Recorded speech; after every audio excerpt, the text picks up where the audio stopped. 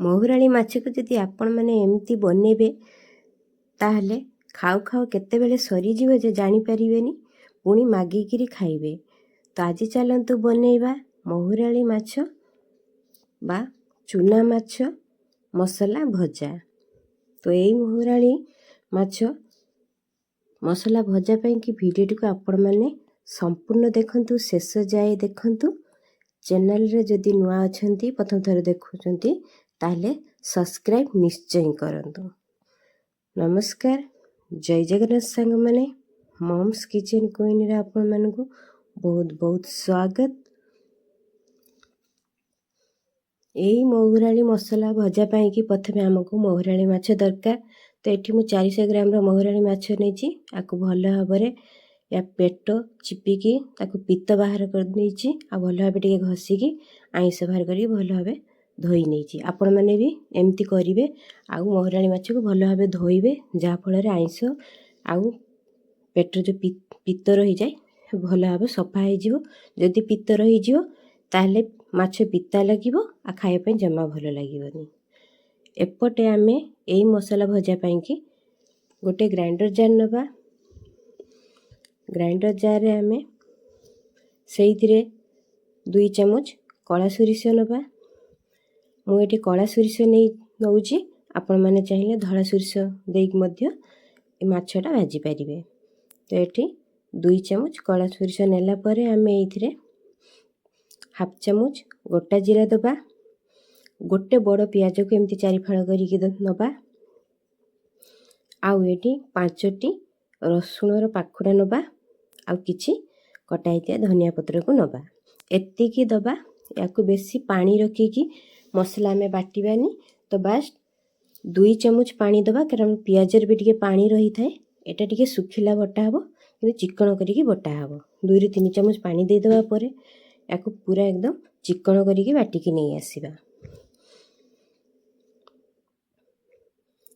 ତ ଏଠି ଦେଖନ୍ତୁ ଆମର ମସଲା ଚିକଣ କରିକି ବଟା ହେଇଗଲା। ଏଇ ଦେଖନ୍ତୁ ଏମିତି ଶୁଖିଲା ରଖିବେ। ୟାଠୁ ପତଳା କରିକି ମସଲାଟା ବାଟିବେନି, ନହେଲେ ଆମର ମାଛ ଭଜାଟା ଜମା ବି ଭଲ ହେବନି। ତ ମସଲାଟା ଆପଣମାନେ ଯେତେ ଚେଷ୍ଟା କରିବେ ଟିକେ ଶୁଖିଲା ରଖିକି ବାଟିବେ। ତ ୟାକୁ ସାଇଡ଼ରେ ରଖିନେବା।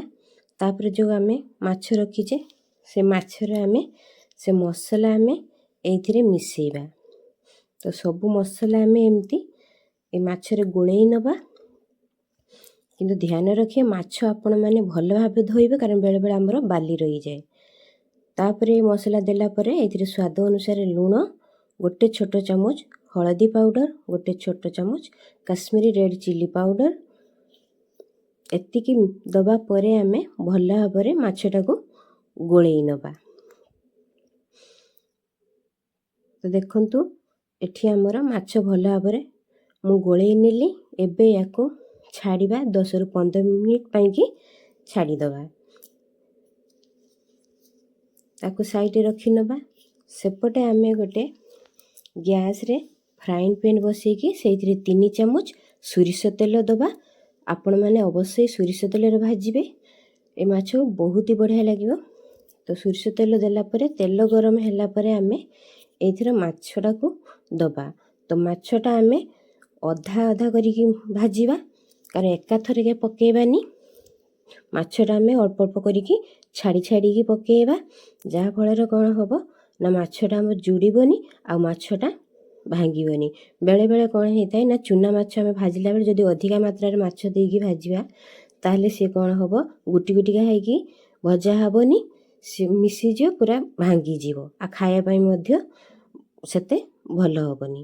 ଦେଖିପାରୁଥିବେ ମୁଁ ଅଧା ମାଛ ଏମିତି ଦେଇଦେଲି, ପୁରା ଗୋଟି ଗୋଟି କରି ପକାଇକି। ତ ଏବେ ଗ୍ୟାସ୍ର ଫ୍ଲେମ୍କୁ ମିଡ଼ିୟମ୍ରେ ରଖିକି ଭାଜି ନେବା। ତ ଗୋଟେ ପଟେ ଆମର ଏଠି ମାଛ ଭଜା ହେଇଯାଇଛି। ଏମିତି ତାକୁ ଓଲଟେଇ ନେବା। ତ ମାଛଟା ଆମେ ଧୀରେ ଧୀରେ କରିକି ଓଲଟେଇବା। ତ ମୁଁ ମାଛଟା ଓଲଟେଇ ନେଲି। ଆଉ ଆକୁ ଚୁନା ମାଛକୁ ଯେତେ ଟାଇମ୍ ଲଗେଇକି ଭାଜିବେ ସେ ଭିତରୁ ପୁରା କ୍ରିସ୍ପି ବନିବ। ତ ଆଉ ଗୋଟେ ପଟ ବି ଆମର ହେଇଗଲା। ଏବେ ଆମେ ଗ୍ୟାସ୍ର ଫ୍ଲେମ୍କୁ ଲୋରେ ରଖିକି ପୁରା କ୍ରିସ୍ପି କରିକି ଭାଜି ନେବା। ତ ଦେଖନ୍ତୁ ଏମିତି ଆମେ ତାକୁ ଗ୍ୟାସ୍ରେ ଫ୍ଲେମ୍କୁ ଲୋରେ ରଖିକି ଭାଜି ନେଲୁ। ଏଠି ଆମର ମାଛ ଭଜା ହେଇଗଲା। ତାପରେ 3ଟା କଞ୍ଚା ଲଙ୍କାକୁ ତା ଉପରେ ଏମିତି କାଟିକି ପକାଇବା, ଆଉ ଫାଳେ ଲେମ୍ବୁକୁ ଏମିତି ଚିପୁଡ଼ିକି ନେବା। ବାସ୍ ଏତିକି ପକାଇଲା ପରେ ଏଠି ଦେଖନ୍ତୁ ଏପଟ ସେପଟ କରିନେବା। ମାଛ ଭଜା ଆମର ଏଠି ରେଡ଼ି ହେଇଗଲା। ଆପଣମାନେ ୟାକୁ ଗରମ ଗରମ ଭାତ ସହିତ, ପଖାଳ ସହିତ ଖାଆନ୍ତୁ, ଦେଖିବେ ବହୁତ ବଢ଼ିଆ ଲାଗିବ। ତ ଏଇ ମାଛ ଭଜା ଆପଣମାନେ ନିଶ୍ଚୟ ଟ୍ରାଏ କରନ୍ତୁ।